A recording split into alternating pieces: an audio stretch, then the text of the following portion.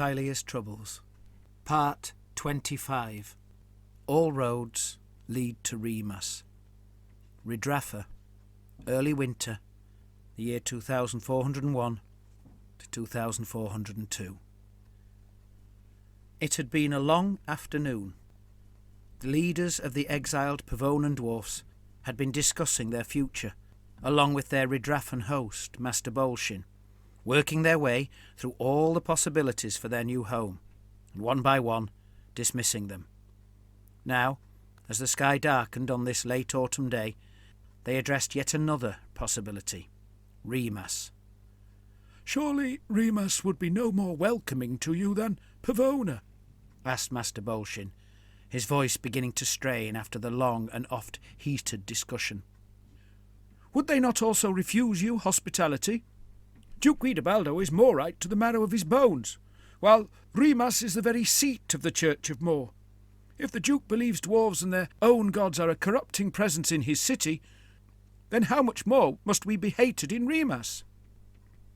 Glammerscale, apparently still thriving upon the debate, shook his head. No, good cousin, that is not so," he said. "The Church of Morr is a broad church, and the difference between the Morrite faith of Remas and Pavona is not merely one of degree, but rather one of doctrine. Indeed, I have heard it said that the arch-lector has seriously considered declaring the Pavonan Church of Morr to be schismatical, and in truth he would already have done so if it were not for the evil in the north and the desperate need for Tilean unity." Master Bolshin tugged tightly at his copious whiskers, as if trying to rein in the welling frustration building inside his frame.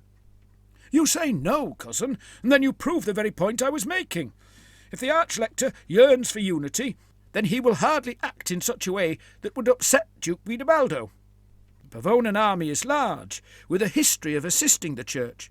Welcoming those exiled by the Duke is no way to endear oneself to him." Raising his hand whilst delivering a token cough, Norgrug Borgerson, servant to Master Gallibrag Honourbeard, craved attention. As he himself had only yesterday returned from Remas, no one thought it odd that he might have something to say.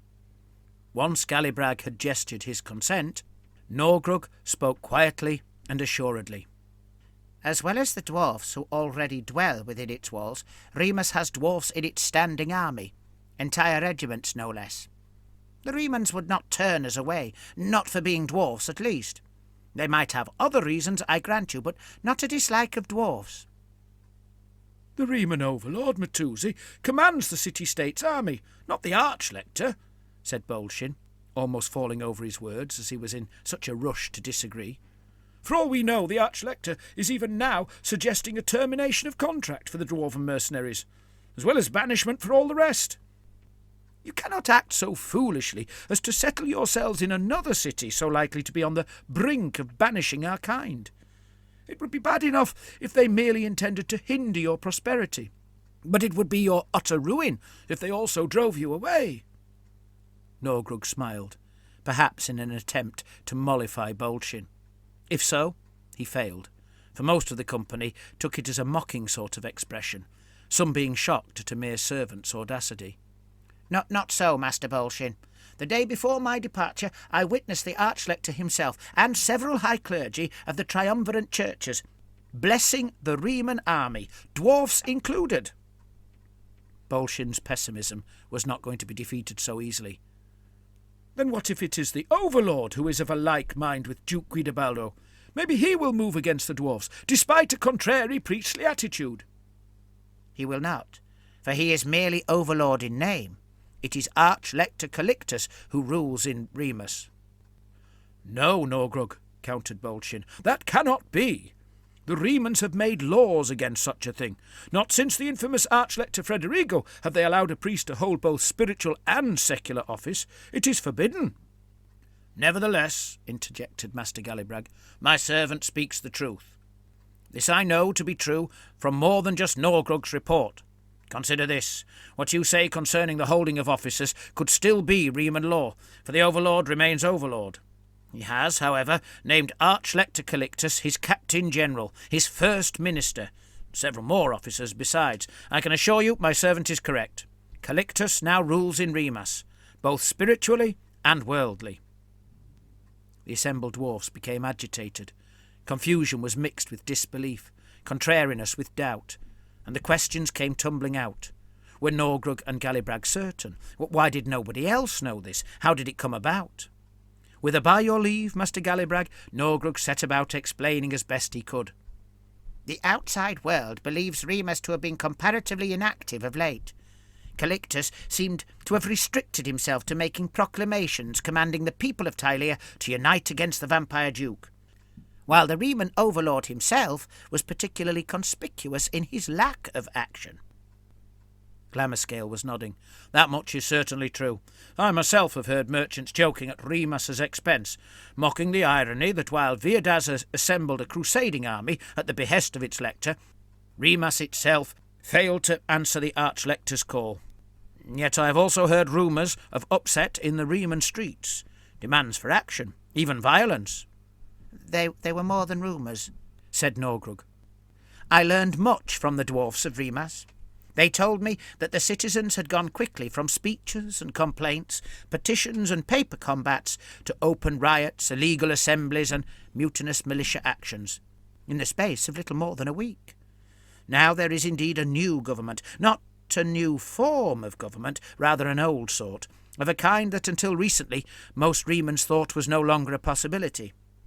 The growing threat in the north, where entire towns and cities have fallen to loathsome undead armies and so succumbed to an unending waking nightmare, has brought the Church of Morr into prominence, as it was in years gone by.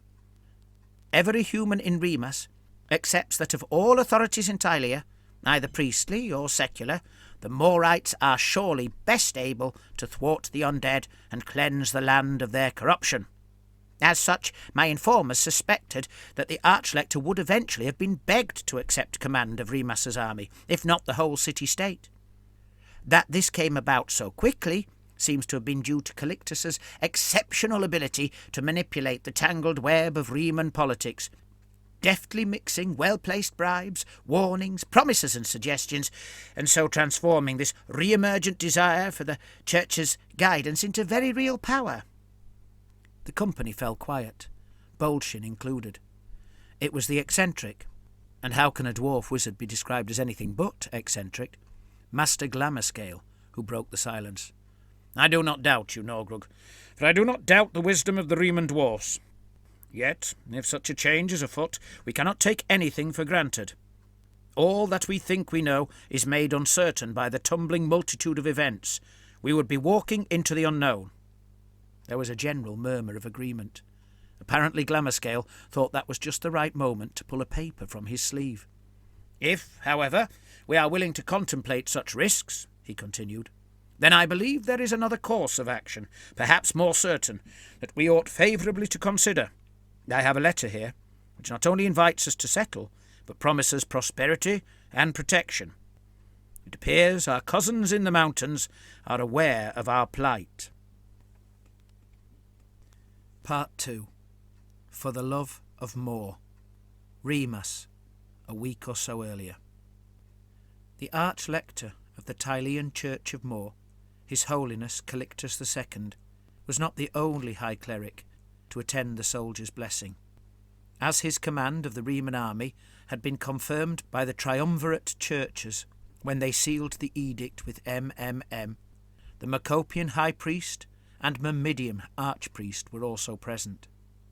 The three church rulers, their attendants and guards, as well as one or two clergy from the minor churches, now stood before the second oldest Morrite temple in the city, that of Saint Ettore of the Flayed Arm, itself built beside the sacred ruins of the oldest Morrite temple, where Saint Ettore's arm had been flayed.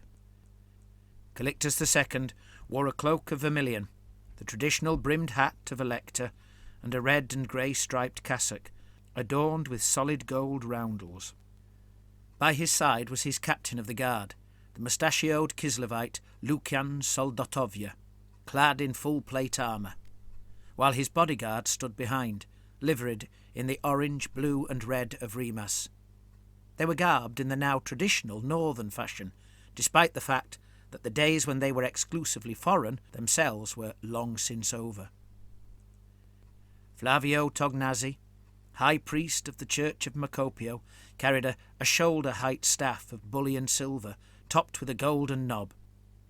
His gold-rimmed mitre added a foot to his height, and his heavy, multi-layered vestments, cassock, comisia, surplice, and stole, added to his bulk.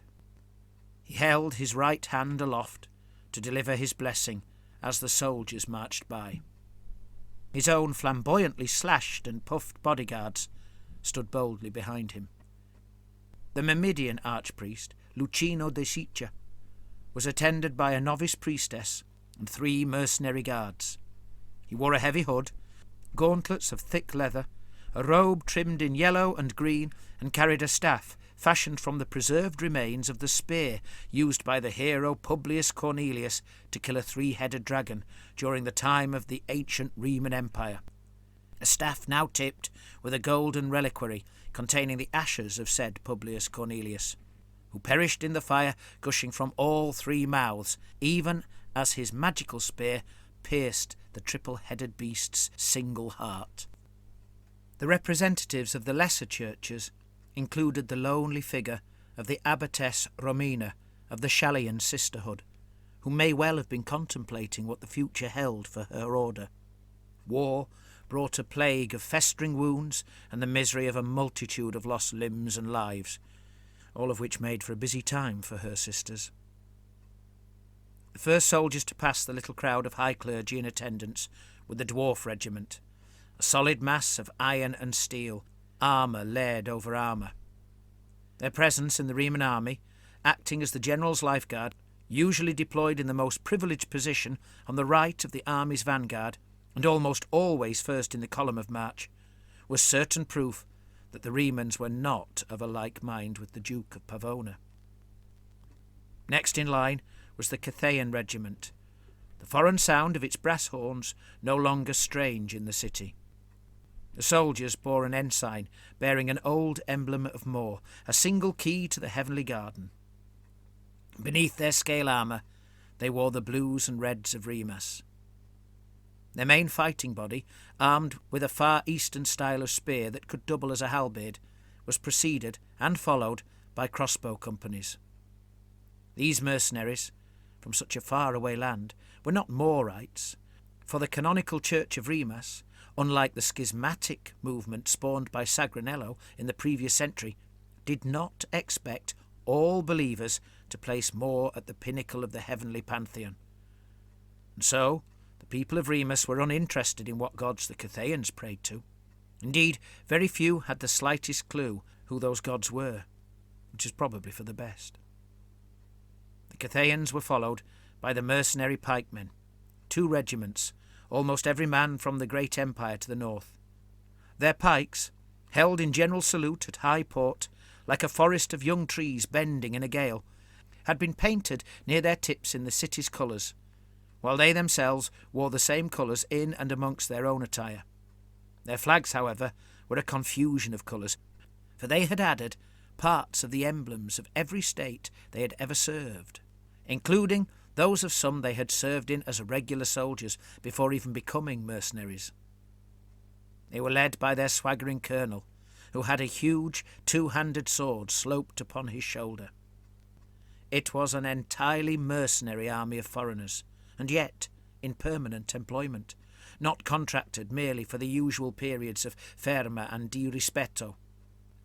This had been the case ever since the debacle of arch-lector Federigo Ordini's holy war against the Ratto Uomo in the year 2343, being a further attempt to ensure that the captains and soldiers would never again be liable to fall for the preaching of a false priest. Only the arch-lector's palazzo guard had begun to include an ever-growing proportion of Tileans and Remans. Until recently, the Guard regiment had remained limited in size, sufficient merely to perform its custodial duties. That was now changing, however, in light of the threat in the north. Yet even now, apart from the 3 soldiers attending His Holiness's person, there were no Palazzo Guards marching in the parade. Callictus II was not the sort of commander to rock the boat too vigorously. There were still people alive who remembered Arch-lector Frederigo's treachery.